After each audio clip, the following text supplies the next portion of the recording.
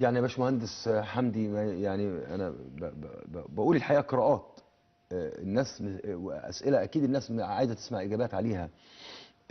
هل يمكن ان يجد المنتمين للاخوان كافراد كفراده بعيدا عن التنظيم مكانا في العمليه السياسيه حتى؟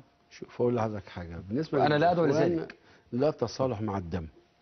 في دم، الدم حرام الى ان يراق، فاذا اريق الدم فالقصاص واجب، والقصاص حياه، ولكم في القصاص حياه يا اولي الالباب.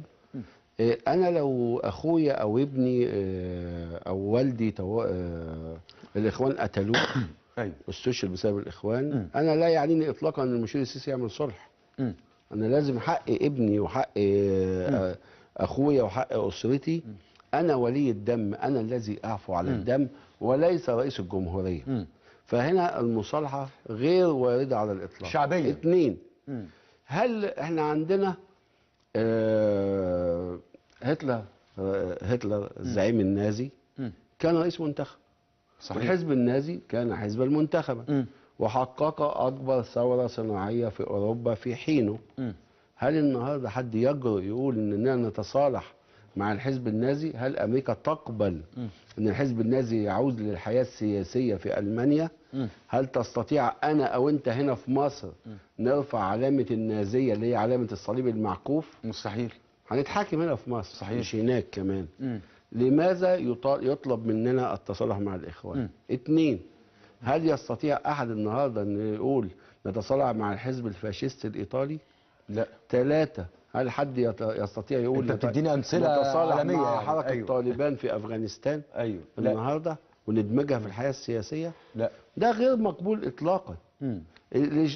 لماذا مطلوب من الشعب المصري انه يتصالح مع من اهدروا دمه وقتلوا ضباطه وقتلوا اولاده؟ واحنا كلنا مشاريع الشهداء هم ما موتوناش فقط لان لنا عمر.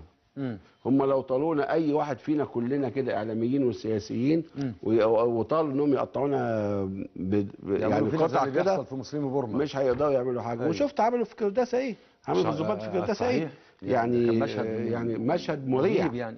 وما عندهمش، وهم الناس بيقولوا حسبما يدعون مفيش قلب. بيقول لك مفيش قلب ولا حاجه. وده بيعتقد ان انت شفت في سوريا بيفتحوا القلب وياكلوا الكبد وياكلوا القلب الناس. ايه ده؟ بيلعبوا وبيقطعوا رؤوس رؤوس اللي بيقتلوهم بيلعبوا بيها كوره. شفت التاني في شهداء رفح الاولى، مجزرة رفح الاولى، كان ناس صايمه صايمه يعني ده يعني صايم جندي صايم بيفطر بيقول بسم الله الرحمن الرحيم، دخلوا عليه صفوهم اختلطت الميه بدمه. صحيح. ما لحقش يقرا. الناس اللي نيموهم على وشهم في الارض الجنود التانيين مجزرة رفح الثانيه 25 شهيد رموهم على الارض وضربوهم نيموهم وطلقه في دماغهم كل واحد. ايه ده؟